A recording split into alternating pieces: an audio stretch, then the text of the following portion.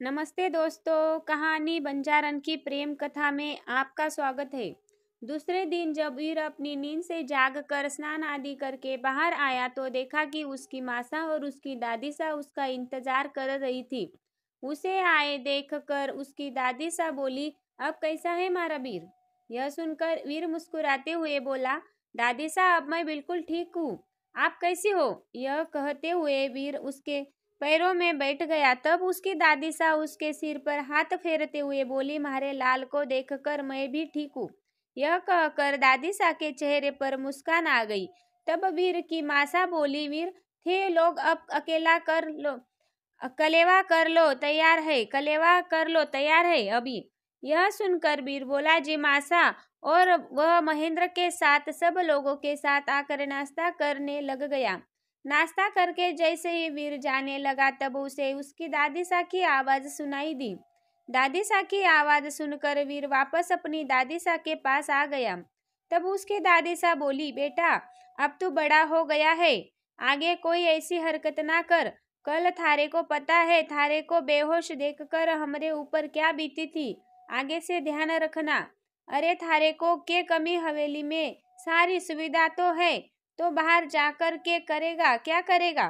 थारे तो इस गांव के बारे में ज्यादा कुछ ना मालूम है, और वह जंगल जहाँ तू गया था वह घना ही खतरनाक है, आगे से ध्यान रखना।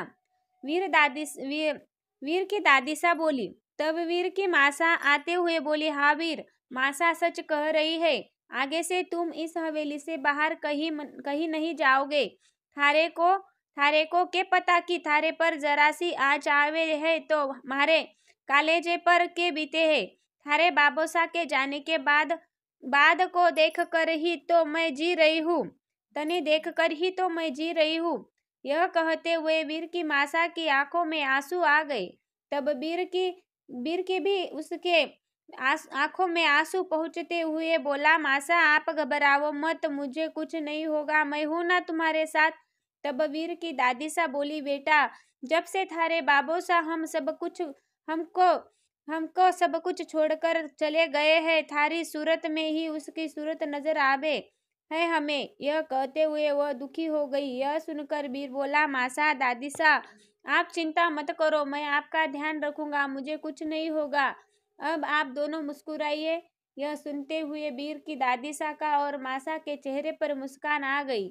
तब वीर की मासा बोली, अच्छा बेटा जा, थारी तबीयत ठीक ना है, जा जाकर थोड़ा आराम कर ले। यह सुनकर वीर महेंद्र के साथ अंदर चला गया। अंदर जाकर वह अपने दोस्त महेंद्र से बोला, यार कल से जब मैं जंगल में बेहोश हुआ था उसके बाद तो दादी सा और मासा हर समय मुझ पर नजर रख रही है, वैसे तो मैं हवेली से बाहर नहीं जा पाऊंगा, तुम्हें ही कुछ करना होगा।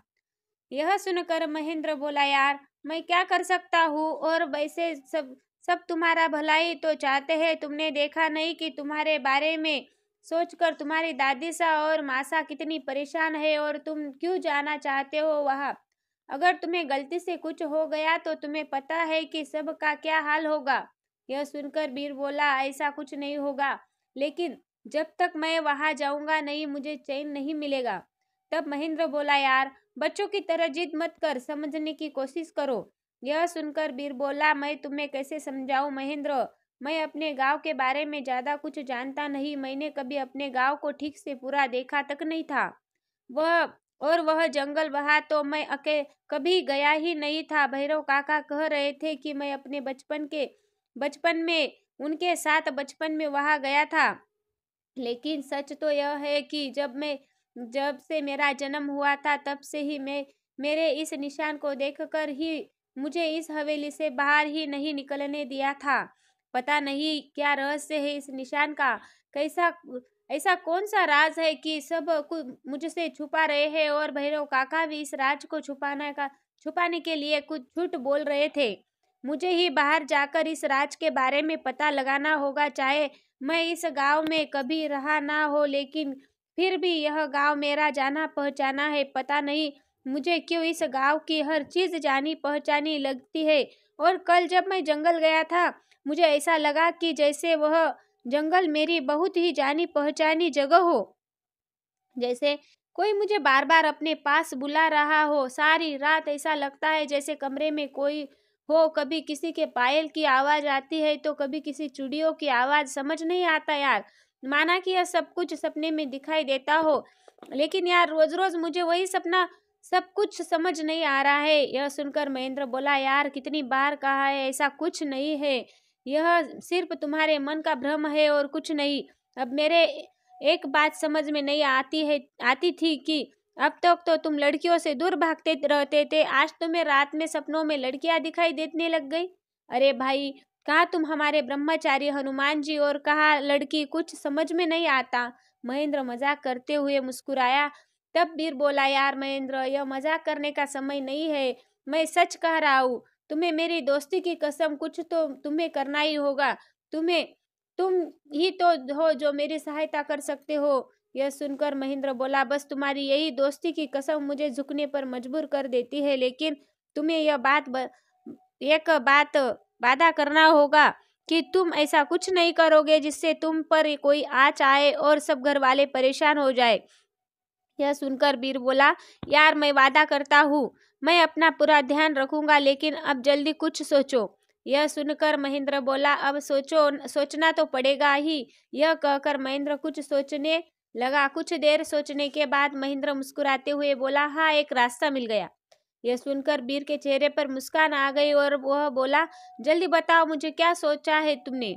यह सुनकर महेंद्र मुस्कुराते हुए बोला, अभी बताता हूँ तो सुनो। यह कहकर महेंद्र उसे बाहर जाने की योजना के बारे में बताने लग गया। महेंद्र ने वीर को अपनी योजना बताई कि तुम पिछली खिड़की से होकर निकल जाना। यह सुनकर वीर बोला, यह सब कैसे होगा? खिड़की के पास तो माली काका अक्सर पेड़ पौधे में लगे रहते हैं। यह सुनकर महेंद्र बोला, तुम उसकी चिंता मत करो, और हाँ, कोई तुम्हें पहचान लेगा, इसलिए कोई तुम्हें पहचान ना सके इसकी भी उपाय है मेरे पास। यह कहकर महेंद्र ने अपनी बैग में से एक नकली दाढ़ी मूछ निकाली और वीर से बोला, तुम्हें इसे लगा जाओ। यह सुनकर वीर बोला, यह तुम्हारे पास कहाँ से आई? तब महेंद्र बोला, अरे वह मेरा छोटा भाई है ना, उसके कॉलेज के किसी नाटक में हिस्सा लिया था तो यह उसकी है। वह मेरा बैग ले गया था और गलती से ही मेरे बैग में रह गई।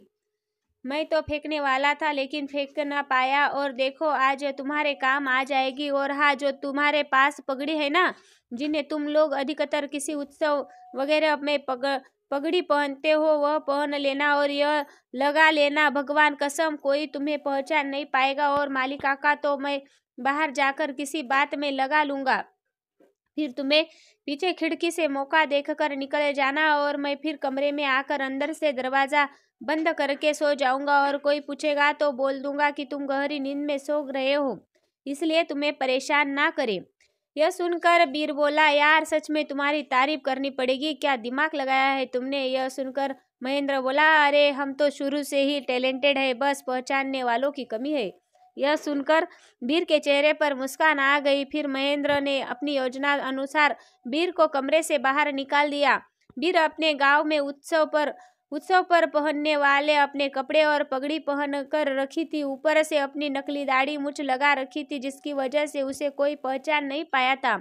और वीर खिड़की से होकर पिछले दरवाजे होकर चुपचाप निकल गया।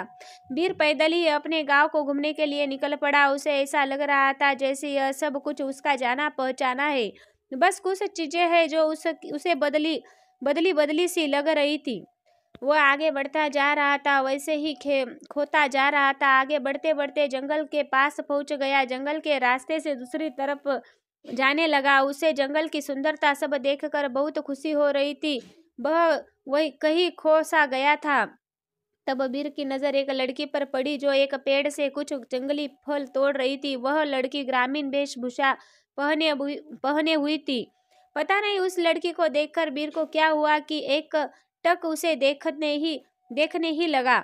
उस लड़की ने कुछ जंगली फल तोड़े और फिर उन्हें इकट्ठा करके जैसे ही वह जाने लगी तो एक जंगली कांटा उसके पैर में चुभ गया था और वह दर्द से चिल्ला उठी। उसके पैर से खून बहने लगा। यह देखकर जल्दी से वीर उसके पास गया और बोला, कांटा लग गया, रुको मैं अभी निकालता हूँ। वीर ने उसे ही जैसे ही काटा उस लड़की के पैर से निकाला तो उसे शायद बहुत दर्द हो रहा था और रोने लगी। तब वीर बोला, तुम रो मत, मैं अभी उस पर कपड़ा बांध देता हूँ। तब यह लड़की वीर को निहारने लगी, उसकी आंखों में आंसू बहने लगे। तब वीर बोला, क्या ज्यादा दर्द हो रहा है? तब लड़की बोली, हाँ। फिर वीर ने अपनी पगड़ी में से कुछ कपड़ा निकाल कर उसके पैर पर बांध दिया। फिर मैं लड़की वीर की तरफ देखकर बोली, थारा घना घना शुक्रिया। यह कहकर वह तब जैसे ही उठकर जाने लगी तो फिर से गिर गई।